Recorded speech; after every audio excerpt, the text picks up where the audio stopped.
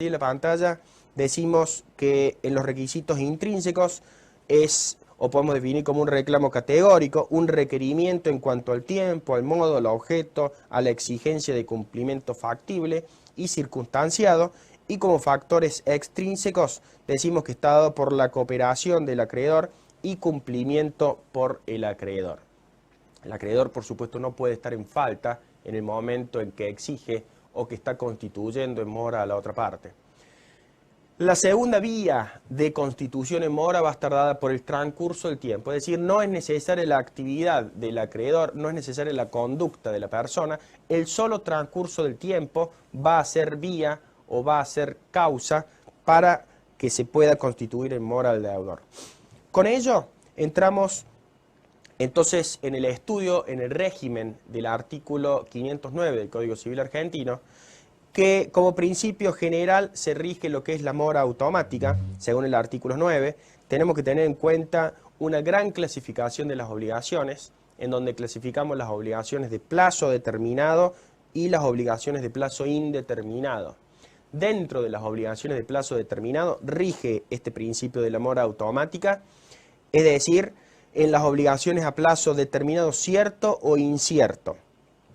En estos dos supuestos rige la mora automática, rige la mora ex re. Cuando se cumple el plazo, a partir de ese momento, por el solo transcurso del tiempo, se constituye en mora al deudor.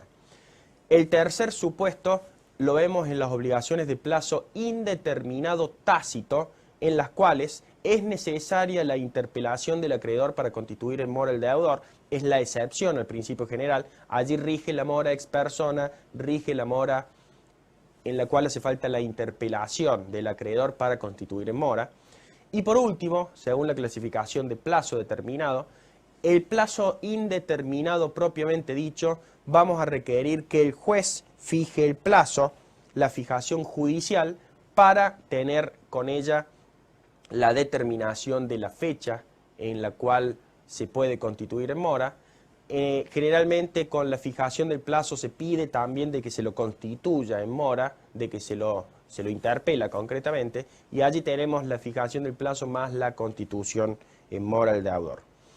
Excepciones, lo vemos allá en la pantalla, está dado por la voluntad de las partes cuando acuerdan interpelar, es el primer supuesto, y el segundo en los supuestos de la ley, concretamente lo veíamos recién en el caso de las obligaciones con plazo indeterminado propiamente dicho. Con respecto a los efectos de la mora del deudor, de nada, vamos a estudiar primero lo que es la mora del deudor. Nosotros cuando estudiamos la obligación siempre la vemos como una carga o un deber impuesto en cabeza del deudor, pero también tenemos que saber que hay un deber de colaboración, que hay deberes que pesan y conductas que pesan en cabeza del acreedor, por lo cual también tenemos mora o existe la mora del acreedor. Es decir, cuando éste incumple en todas aquellas obligaciones que le corresponden, básicamente de colaboración para que el deudor pueda concretar esta actividad. Imaginemos que el deudor debe cumplir una obligación de pintar la pileta de mi casa o de realizar un cuadro. Necesariamente en el primer caso necesitamos dejarlo al deudor que entre, en el segundo vamos a necesitar estar a disposición de él para que pueda retratar, para que pueda realizar el retrato de la persona, en este caso del acreedor. Es decir, este deber de colaboración, porque sin él el deudor no puede llevar a cabo esta conducta, esta relación, esta obligación que pesa en cabeza de él. En cuanto a los efectos de la mora del deudor, y lo vemos en la pantalla, decimos que el acreedor puede en primer lugar pretender la ejecución forzada, en segundo puede obtener el cumplimiento por otro, todo esto es lo que nos explica el artículo 505 en los tres incisos, o puede obtener la satisfacción por el equivalente pecuniario, es decir, la indemnización, el equivalente en plata, en dinero, que es lo que va a constituir la indemnización de daños y perjuicios en cabeza del acreedor. En segundo lugar, como segundo efecto de la mora, vemos que existe la posibilidad de resolución contractual, la tutela resolutoria. Veíamos en el artículo 1204 que en estas obligaciones contractuales el cumplimiento no posible o que no se satisface al interés del acreedor permite la resolución del contrato. También como efectos vemos la inhabilidad para constituir en mora a la otra parte, la pérdida de la facultad de arrepentirse en el caso de la seña, la cláusula penal. Este va a dar lugar o presupuesto para que proceda la cláusula penal. También vemos en cuanto a la teoría de la imprevisión, artículo 1198, que la mora impide de que pueda aplicarse, etcétera, etcétera. La extinción de la mora del deudor va a estar dada por el pago con consignación, por la realización de ofertas reales de cumplimiento, por la renuncia del acreedor, por la imposibilidad de pago, o en los supuestos en que el deudor no puede pagar, que son los supuestos en donde ya se desinteresa al acreedor y se va directamente o entramos en la vía del incumplimiento absoluto por cuanto ya se ha frustrado el interés del acreedor a los fines del cumplimiento. Siempre recordamos que la gran distinción entre incumplimiento absoluto e incumplimiento relativo está dada en que el incumplimiento relativo todavía es susceptible de cumplimiento ulterior, todavía le sirve al acreedor, se puede subsanar, se puede corregir el defecto, ya sea el retraso en el tiempo, ya sea el defecto en cuanto a la cantidad, al contenido, al lugar de cumplimiento, se puede subsanar este error, esta realización de la prestación que es no exacta, y por eso lo distinguimos del pago o cumplimiento, que es la prestación cuando se lleva a cabo de manera fiel y exacta este interés del acreedor, esto que es pactado por las partes. Respecto del incumplimiento no imputable al deudor, nosotros tenemos que mencionar lo que son los supuestos a los fines del incumplimiento no imputable al deudor. Son aquellos supuestos en los cuales, más allá del incumplimiento, no podemos achacar culpa, no hay un factor de atribución por la cual pueda ser o deba ser responsable este deudor. Estos supuestos son 4. En primer lugar tenemos la mora del acreedor, como lo mencionábamos hace un instante. Con respecto a la mora, es aquella falta en los deberes de colaboración o en aquellas cargas que pesan sobre el acreedor a los fines de facilitar el cumplimiento. Cuando un deudor tiene que pagar, necesariamente necesitamos un acreedor que reciba el pago. Si el acreedor no me recibe el pago o no me quiere recibir ese pago, bueno, el deudor puede constituirlo en mora, ya que está faltando el deber de colaboración. Esto que es necesario, no podemos pagar en el aire, necesitamos que alguien sí o sí nos reciba. El segundo supuesto va a estar dado por el caso fortuito, como acontecimiento imprevisible e inevitable, más allá de la conducta o de la responsabilidad o del obrar del deudor. En tercer lugar, como supuesto, encontramos o vemos la teoría de la imprevisión, que es este acontecimiento extraordinario e imprevisible que con posterioridad al nacimiento de la obligación surge y torna excesivamente onerosa la prestación a cargo de una de las partes. En ella, el acreedor podrá optar por la resolución del contrato. Y por último, entramos en lo que es la imposibilidad sobrevenida. Con respecto al más importante de estos supuestos, nosotros vamos a decir que la mora del acreedor tiene importantes consecuencias por cuanto, en primer lugar, ella es el retraso en el cumplimiento de la obligación, pero motivado por la conducta del acreedor, en la cual el deudor es ajeno, en la cual el deudor se ve privado de realizar correctamente la prestación que pesa en cabeza del mismo, por cuanto no cuenta con los deberes básicos de colaboración, es decir, la falta de colaboración, como así la no concreción de todas aquellas cargas o deberes que pesan en cabeza del acreedor y que sirven o que hacen a la concreción de esta actividad. Con ello terminamos todo lo que es la teoría del incumplimiento, tanto incumplimiento absoluto como incumplimiento relativo, que se contrapone a lo que es el cumplimiento como realización de la prestación de manera exacta. Todos aquellos y todos estos requisitos que estudiábamos en el módulo 2 que hacían referencia al pago como realización y basada en estos grandes principios de identidad, integridad, indivisibilidad, puntualidad y localización, que son aquellos que identifican la concreción del objeto de la obligación que se debe dar de manera idéntica, de manera igual, solo y siempre teniendo en cuenta el fin último, es decir, la satisfacción del interés del acreedor. Entramos ahora, previo a entrar ahora al módulo, al último bloque, vamos a entrevistar a un docente de la materia de Derecho Privado 2 Obligaciones, también es abogado litigante, que nos va a dar una idea general de lo que es la teoría general del incumplimiento, la ubicación sistemática de la misma, es decir, de esta teoría del incumplimiento dentro de la materia de obligaciones, dentro de Derecho Privado 2 Obligaciones. Con lo cual, vamos a esta entrevista, nos vemos entonces en el siguiente bloque.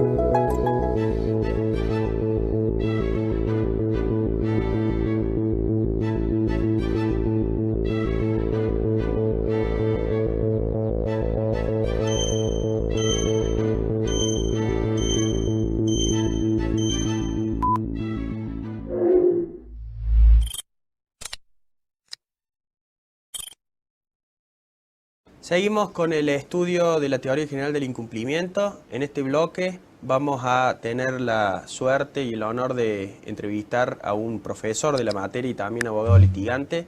el abogado Francisco Froilán Ferreira. ¿Cómo te va, Francisco? Muy bien y complacido de estar acá en esta entrevista con ustedes. Bueno, ante nada, ¿hace cuánto tiempo que sos profesor de la materia de Derecho Privado 2 Obligaciones? ¿Hace cuánto das clases? Bueno, tengo mi recorrido de años. Comencé por allá por el año 70, 1970, cuando recién me recibo en la cátedra de Moisés España con obligaciones. Y bueno, sigo haciendo mi carrera docente de adscripción y demás. Rindo concurso, el primero de ellos para jefe de trabajo práctico, a donde entro a partir de esa fecha como jefe de trabajo práctico en el año 1985. Y después, en el año 1994, accedo por concurso también en la Cátedra de Obligaciones de la Universidad Nacional de Córdoba, la Facultad de Derecho, como profesor adjunto, que es el cargo que tengo en la actualidad. Además,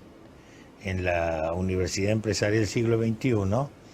estoy a cargo de la Cátedra de Derecho de Daños desde el año 2004, así que, bueno, ya o sea, el dictado de obligaciones casi 40 años. Prácticamente sí. Y como abogado litigante. Y el mismo tiempo, porque yo me recibí a fines del año 70, o sea que es más o menos el mismo tiempo. Bueno, nosotros queremos que nos ilustres respecto a la dinámica, a la importancia, a cómo está diagramada en el Código Civil y qué importancia tiene en el programa, mejor dicho, Derecho Privado 2, la teoría general del incumplimiento. Bueno, para entrar al tema me parece interesante hacer una aclaración. El programa de Privado 2 se divide en 4 partes fundamentales. La primera es toda la parte estructural, después vienen las clasificaciones conforme los distintos elementos esenciales. Una tercera parte es justamente la dinámica funcional de la obligación y por último la fase extintiva, en la cuarta parte y fin. Pero nosotros ya el tema que se me pregunta estaría tratado a partir de la bolilla 9 en lo que es la dinámica funcional de la obligación. Y entonces ahí es donde se estudia en primer término la tutela satisfactiva, que sería el cumplimiento, las otras tutelas, la conservatoria y la resolutoria, y por último se arribaría a lo que se puede llamar el incumplimiento con la mora del acreedor, mora del deudor y mora del acreedor, y sus consecuencias en la resolución contractual y resarcimiento. Pero lo que interesa mencionar es que la teoría del cumplimiento no se lo trata, como Vélez Sarsfield, exclusivamente como un modo extintivo, porque si no sería un poco quedar en la mitad de camino al decir del profesor Montes, sino que nos parece más apropiado ubicarlo justamente a partir de la creación del vínculo y hasta el momento de que se extinga el mismo. Es decir, toda esa faz dinámica que puede terminar en el cumplimiento fiel y exacto de la obligación, cumpliendo así el plan propuesto por el deudor para satisfacer el interés del acreedor, o puede darse cualquiera de las otras posibilidades, como sería no solo el extremo del incumplimiento, también situaciones de cumplimiento defectuoso, cumplimiento parcial o cumplimiento atrasado, que a donde podríamos, o con retraso, debido a un factor de atribución subjetivo-objetivo, que es el tema de la mora. Pero entonces, viendo el cumplimiento así en la faz dinámica, advertimos que a partir de que se crea el vínculo jurídico y hasta que el mismo se consume, cumpliendo o satisfaciendo el interés del acreedor y liberando al deudor, que momentáneamente o transitoriamente estaba con este vínculo de sujeción para cumplir una prestación determinada, como dice Díez Picasso, entonces durante todo ese periodo se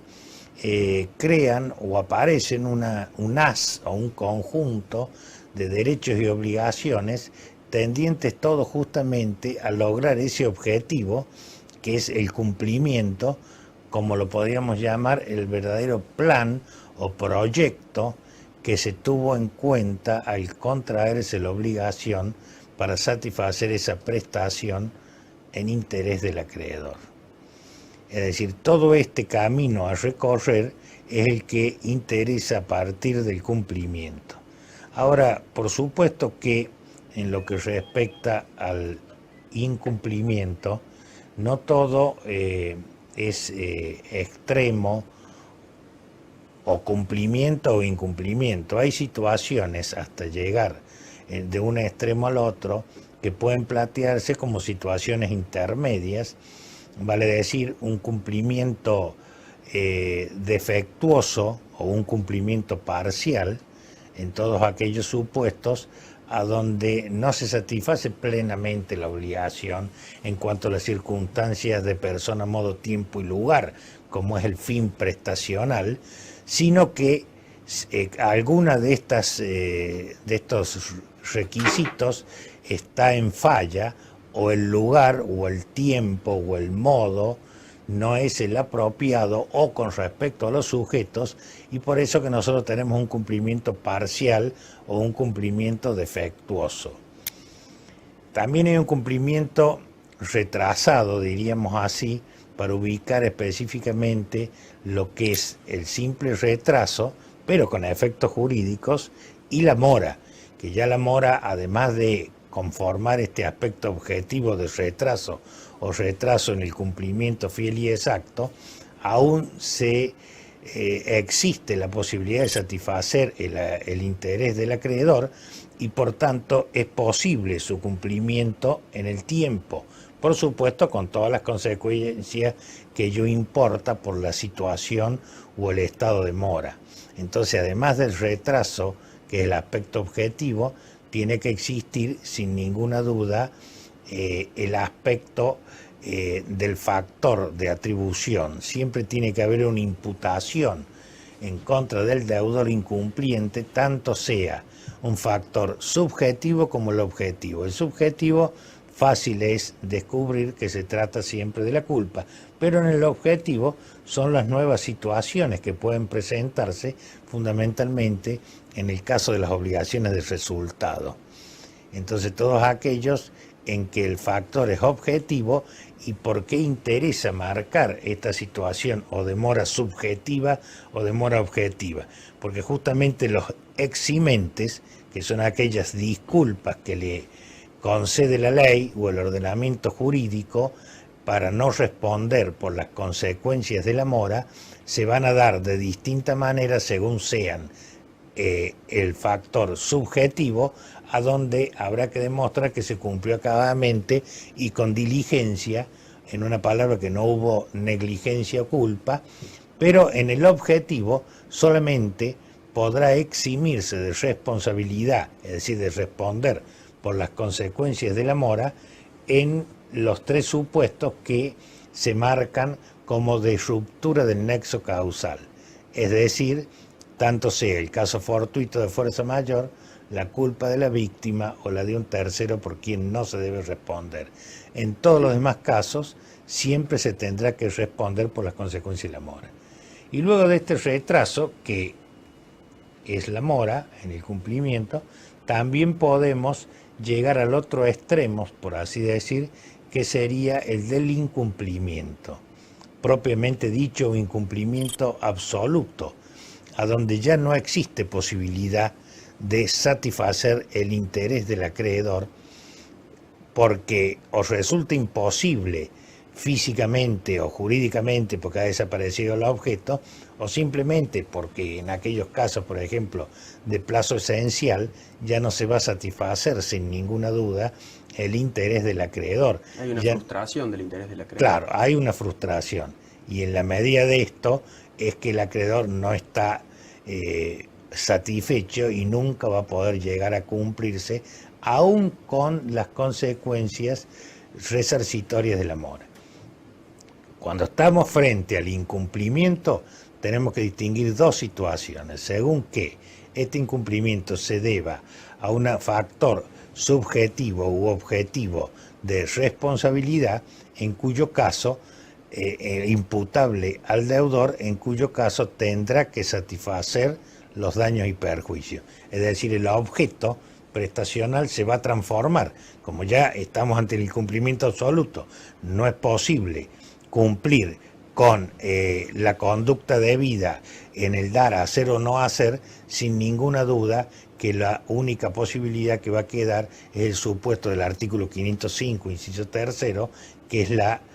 satisfacción de los daños y perjuicios o daños e intereses, que es en sustitución del objeto que tenía primigeniamente como plan de conducta a satisfacer a favor del acreedor. En cambio, en aquellos casos a donde no existe